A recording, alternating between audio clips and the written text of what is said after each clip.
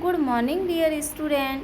आज हिंदी व्याकरण में फर्स्ट चैप्टर आपने पढ़ा था भाषा के बारे में। आज हम सेकंड चैप्टर पढ़ेंगे वर्णमाला के बारे में, जो आपको पता होना चाहिए। वर्ण किसे कहते हैं, जैसे उसके बारे में हिंदी में तो हम इसे बोलते हैं वर्ण, और इंग्लिश में क्या बोलेंगे, अल्फ़ाबेट। आपको माइंड में होना चाहिए कि किसको क्या बोलते हैं। उसी तरीके से वर्ण की परिभाषा, भाषा की सबसे छोटी इकाई वर्ण कहलाती है।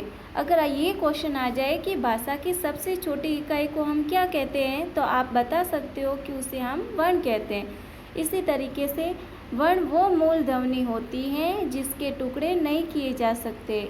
इसमें इसके टुकड़े नहीं किए जाते वर्णों के। जैसे कि यह एग्जाम्पल है क प्लस ये आधा क और ना आधा क प्लस अ, तो क के ऊपर अ की मात्रा लगी तो पूरा क बनेगा। जैसे कि म ये आधा म है, उसके ऊपर अ की मात्रा लगी तो पूरा म बना। इसी तरीके से ल है, इसके ऊपर अ की मात्रा लगी तो पूरा ल। इसको बोल के देखते हैं क म ल, तो इस पे अ की ध्वनि आ रही है ना। जैसे कि मैंने आपको स्वर तथा व्यंजन के बारे में समझाया था। स्वर तो अ से लेके आउ तक होता है, और व्यंजन होते हैं जो क से लेके ह तक होते हैं। जैसे कि स्वर अपने आप में एक मात्रा के रूप में होते हैं, और व्यंजन होते हैं जो व्यंजनों पर ना स्वरों की मात्रा लगाई जाती है। आपको मैं अच्छे से समझाऊंगी, डिटेल से आपको ध्यान से सुनना है। वर्णों के प्रकार, वर्णों के कितने प्रकार होते हैं, वर्णों के दो प्रकार होते हैं। जैसे एक वर्ण के कितने प्रकार है, ध्यान से देखना। एक तो स्वर, दूसरा व्यंजन। तो वर्ण के कितने प्रकार है, दो, एक स्वर और दूसरा व्यंजन। स्वर की परिभाषा, जैसे जिन वर्णों का उच्चारण किसी अन्य वर्ण की सहायता के बिना होता है उन्हें स्वर कहते हैं। मतलब कि इसकी स्वरों पर कोई मात्रा नहीं होती, ये अपने आप में एक मात्रा के रूप में अब काम में ली जाती है। जैसे कि नेक्स्ट आप देखोगे व्यंजनों पर जब मात्रा लगेगी ना स्वरों की, तब आपको अपने आप पता चल जाएगा। हिंदी में स्वरों की संख्या 11 होती है। कितनी होती है, स्वरों की 11 संख्या होती है। जैसे अ, आ, छोटी ई, बड़ी ई, छोटा ऊ, बड़ा ऊ, री, ए, आई, ओ और आउ। तो ये स्वर कितने होते हैं, 11 प्रकार के होते हैं। आपको ध्यान रखना है। फिर है अब व्यंजन।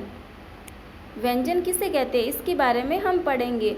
जैसे जिन वर्णों का उच्चारण स्वरों की सहायता से होता है उन्हें व्यंजन कहते हैं। जैसे कि क के ऊपर अब जैसे व्यंजनों के ऊपर किसकी मात्रा होती है, स्वरों की। उसी तरीके से अब क के ऊपर अब जैसे बना अ की मात्रा लगी तो क्या बना, पूरा क।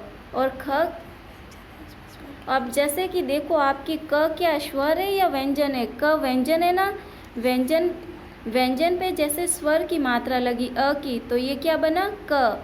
और ख के ऊपर अ की मात्रा लगी तो क्या बना, पूरा ख। इसी तरीके से व्यंजनों पर किसकी मात्रा लगती है, स्वरों की।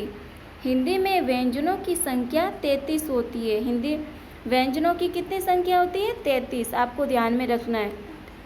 आपको ये भी माइंड में रखना है, स्वर कितने प्रकार के होते हैं, 11 प्रकार के होते हैं, और व्यंजन 33 प्रकार के होते हैं। जैसे कि ये देखो क, ख, ग, ङ, च, छ, ज, ण, ट, ठ, ड, ढ, ण, त, थ, द, ध, न, प, फ, ब, भ, म, य, र, ल, व, स, श, स, ह।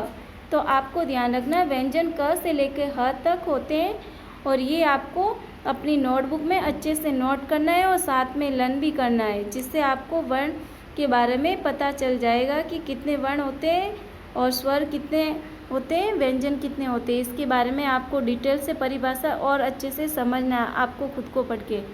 ओके, ये आपका होमवर्क है, आपको अपनी नोटबुक में अच्छे से करना है।